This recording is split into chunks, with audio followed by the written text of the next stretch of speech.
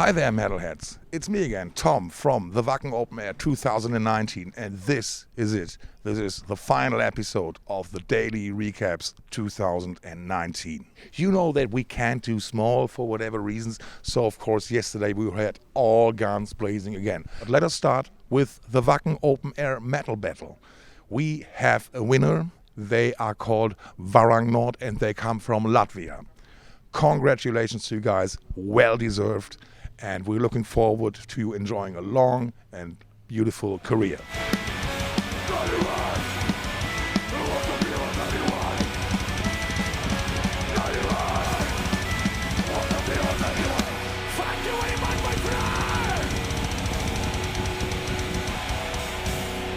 Latvia! Varang Nord!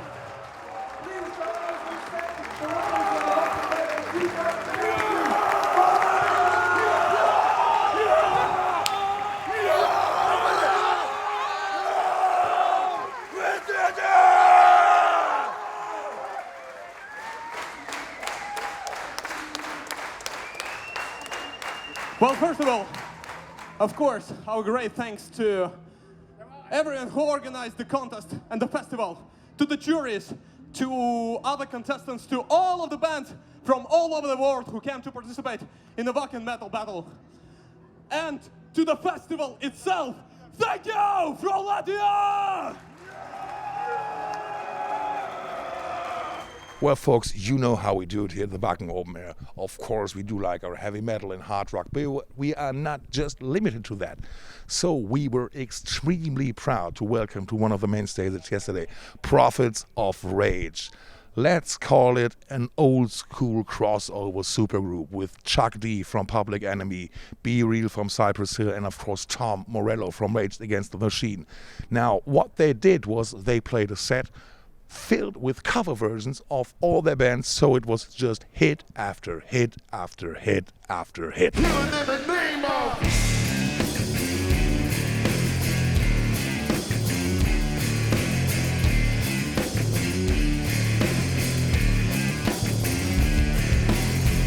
of those that burn forces are the same that burn crosses. Some of those that burn forces are the same that burn crosses.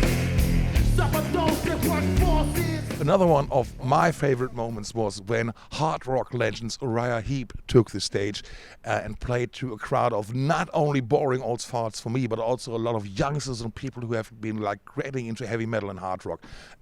They played a classic set with all the hits like Lady in Black and such. Massive sing-alongs and so it was all in all a wonderful show, and I think there will be some things coming from these guys lately, so watch out for that.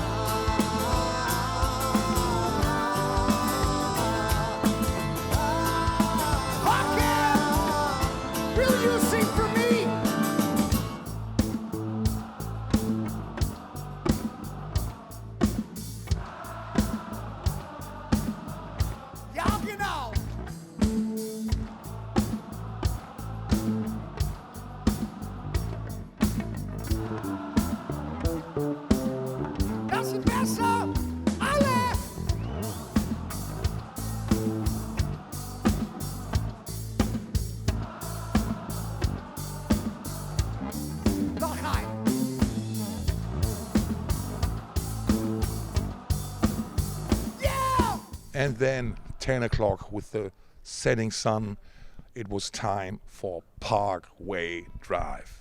They made a whole slew of Latvians with a really, really simply epic performance. We were lucky enough to have our friend Whitney sit in with their singer before their show, and here's a little bit of what they talked about. Good afternoon, Wacken. Welcome back to 2019, our 30th anniversary, and I am joined by Winston of Parkway Drive. How are you? I'm really good. Honoured to be here. Well, it's lovely to have you back with us, and you are playing the hardest stage at 10 o'clock tonight. Yeah, well, you get to headline it, which is skits. What are you expecting this year that will top last year, if possible? I'm just blown away by the fact that we get this opportunity. It's probably the most insane booking we've ever had, in the sense of like Wacken, you can close out that stage. Like, serious? Like, that's Yes. like, yeah, that's the thing. It has a very, like you said, holy ground. Like, it's not said lightly. Like, it has a massive reputation and a massive legacy and a massive history behind it.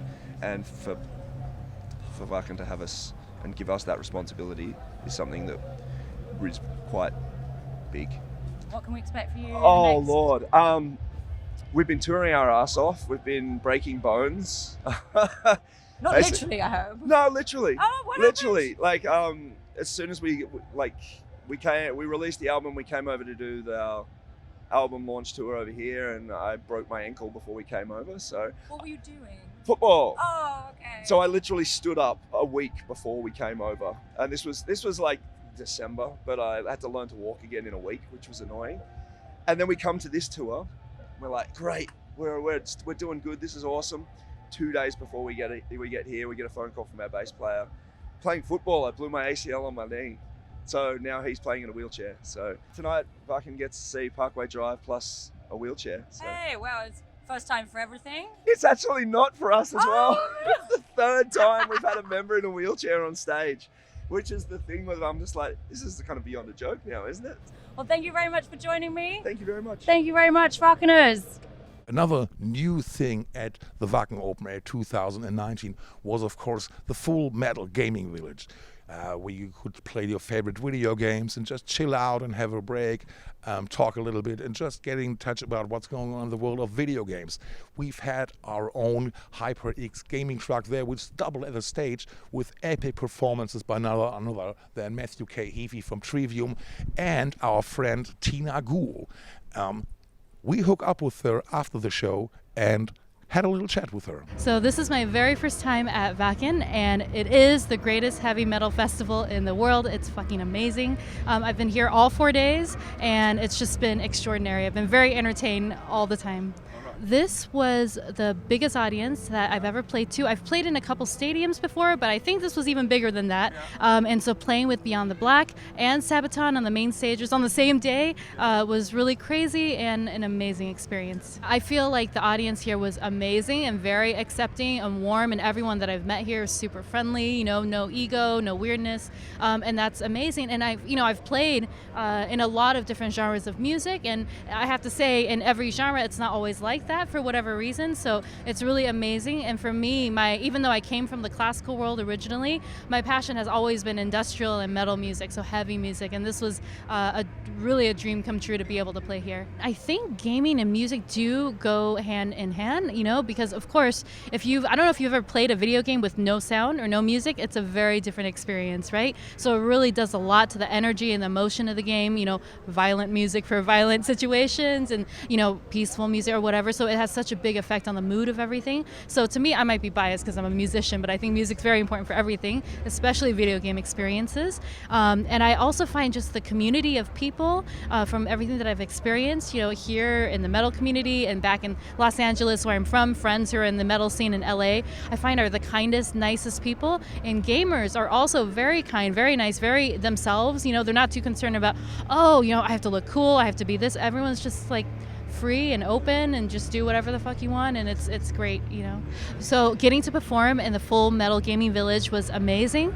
We also did some signing sessions. I got to meet, it was a more intimate experience because a lot of the fans and friends who came here, people of Wacken, we were able to talk. We talked for almost like an hour. They were asking questions. So it was a great environment for that. And then I did also a lot of gaming. So there's a bunch of booths, you know, from PlayStation, from the other, a lot of major companies. And so you're able to experience the different games there as well. Matthew from Trivium, I actually just left there. He was performing a solo set, acoustic set, and we were playing, you know, Overwatch together with a bunch of people. So there's so many different things. World of Tanks, so I did a little dance on top of the tank, so that was the highlight of my morning.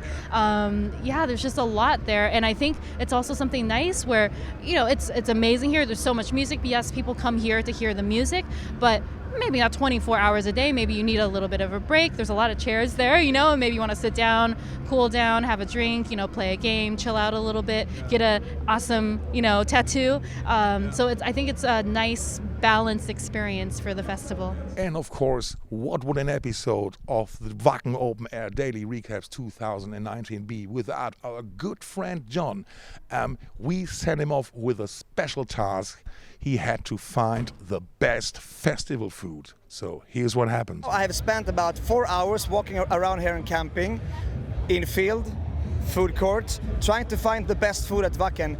Fleischbräter. Might this be the best food at Wacken? What's your top 3? Gulasch, Zyklopenspieß, and Beer. beer. Okay, good. Can I have a small bite? Yeah. Okay, thank you.